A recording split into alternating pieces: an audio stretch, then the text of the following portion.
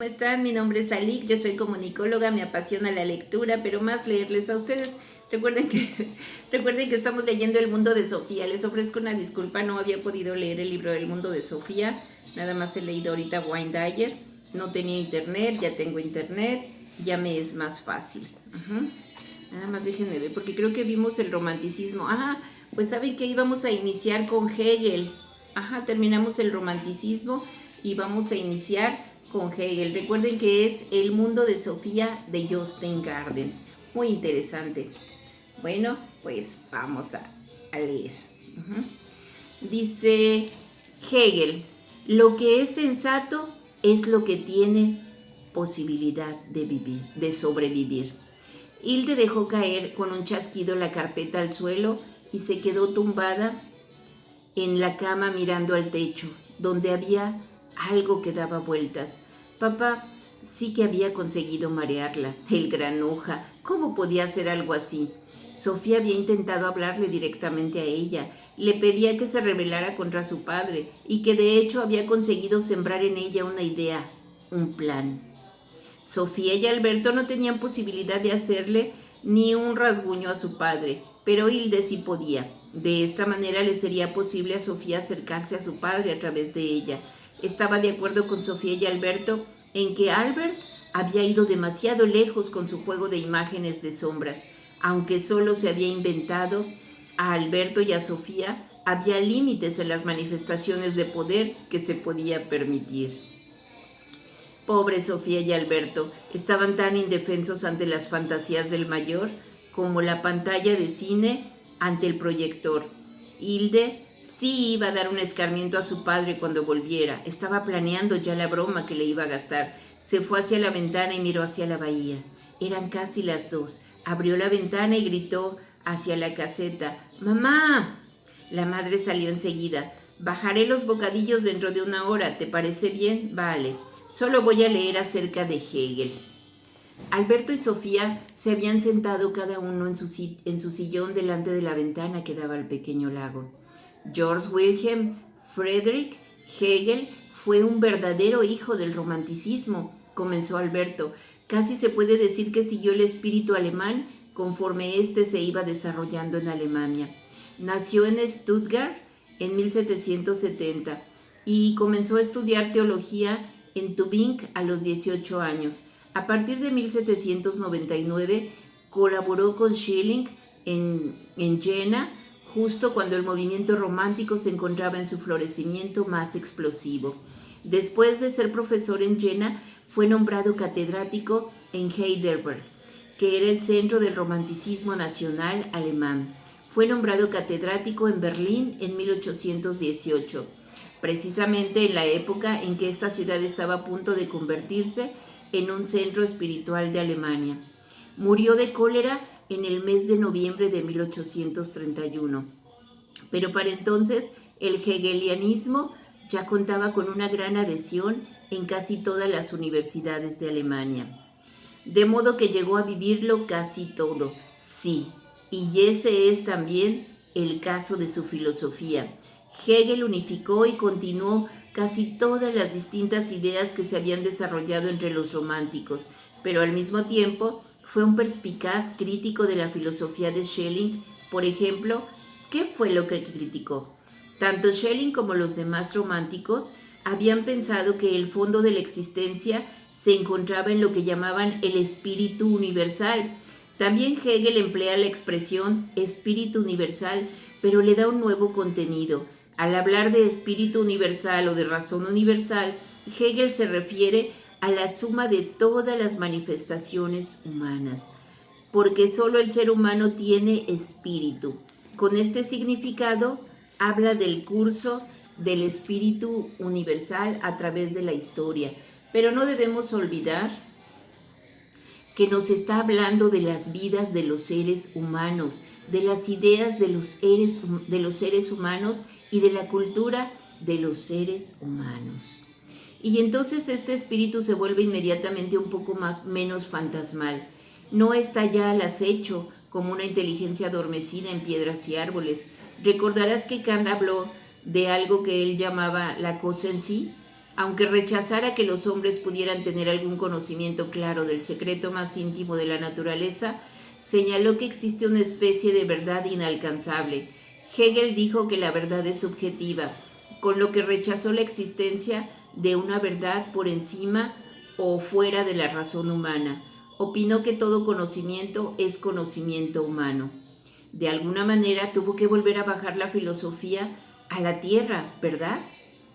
Pues sí, a lo mejor se puede expresar así. La filosofía de Hegel es tan polifacética y tan variada que aquí ahora nos contentaremos con subrayar algunos de sus puntos más importantes. Es además hasta cierto punto dudoso que Hegel tuviera una filosofía propia. Lo que llamamos la filosofía de Hegel es ante todo un método para entender el curso de la historia. Por lo tanto, no se puede hablar de Hegel sin hablar de la historia de la humanidad. La filosofía de Hegel no nos enseña esto ni aquello sobre la naturaleza más íntima de la existencia, pero nos puede enseñar a pensar de un modo fecundo. ¿Qué tal? Eso también es muy importante. Todos los sistemas filosóficos anteriores a Hegel habían intentado fijar criterios eternos sobre lo que el hombre puede saber sobre el mundo. Así lo hicieron Descartes y Spinoza, Hume y Kant. Cada uno de ellos había intentado investigar cuál es la base del conocimiento humano. Pero todos se pronunciaron sobre las condiciones eternas del conocimiento humano sobre el mundo. Hegel opinó que eso era imposible. Pensaba que la base del conocimiento humano varía de generación en generación. No existe ninguna verdad eterna, no existe ninguna razón eterna. El único punto fijo al que puede agarrarse el filósofo es a la propia historia. Me tendrás que explicar esto más a fondo. La historia está en constante cambio. ¿Cómo puede entonces ser un punto fijo? También un río está en constante cambio, pero no por eso deja de ser un río.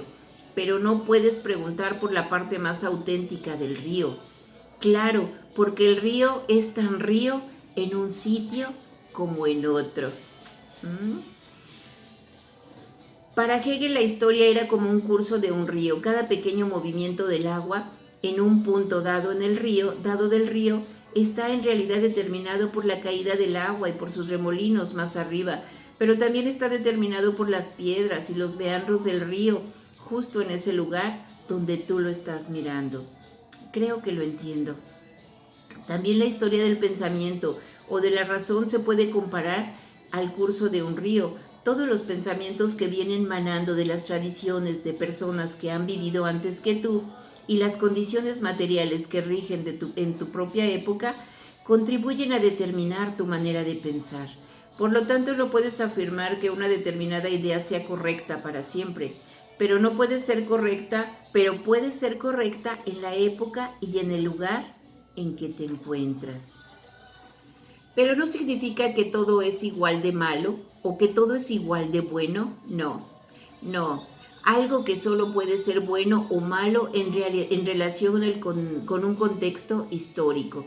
Si en 1990 te hubieras puesto a hacer propaganda a favor de la esclavitud, hubieras sido en el mejor de los casos un payaso.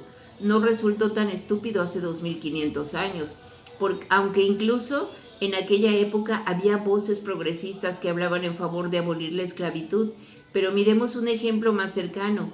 Hace solo 100 años no se consideraba tan irracional quemar grandes zonas de bosques con el fin de allanar la tierra para poderla cultivar, pero hoy en día resulta enormemente irrazonable hacerlo. Contamos con una información mucho más amplia para realizar tales evaluaciones. Ya lo había entendido. Aquí nos vamos a quedar. ¿Por qué? Porque está larguito con Hegel y creo que lo que hemos leído hasta ahorita ha sido muy interesante. A ver. Espérenme tantito. Y lo hemos visto a través de la lectura. Hemos estado viendo que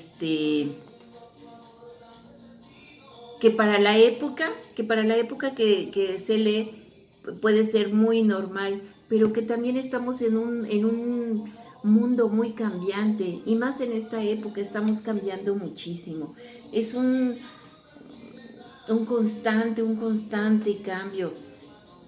Me parece que de 1960 para acá, todo ha cambiado, todo ha cambiado, todo ha cambiado tan rápidamente. Y es de lo que nos habla aquí, lo que dice el río. Puede estar cayendo el agua y todo, pero no deja de ser río, no deja de ser agua. Ajá. Pero aunque pueda ir cambiando, no deja de ser agua. Aquí, aunque todo va cambiando, las tecnologías, aunque todo va renovándose y lo que antes era bueno ahora es obsoleto y así va a ser pasado mañana o en un futuro, vamos a ir cambiando, ajá, no dejamos de ser parte de la naturaleza, pero también parte del espíritu. Aquí Hegel nos cuenta que los únicos que tienen espíritu son los seres humanos. Eso es lo que nos cuenta Hegel. Vamos a ir viendo más adelante si tiene razón. Entonces habla de que nosotros no cambiamos en el espíritu, sino que cambiamos en nuestra manera de pensar, en nuestras ideas, y que sin embargo seguimos siendo seres humanos, unidos por el espíritu. Bueno, esa es mi interpretación. Si ustedes tienen alguna interpretación, pues bienvenida. Bueno, pues muchísimas gracias. Espero que les haya gustado. Gracias, de verdad, gracias a los que se acaban de suscribir. Y si les ha gustado y no se han suscrito, suscríbanse y denle a la campanita. Y si creen que a alguien le pueda gustar, compártanlo. Muchísimas gracias. Chao.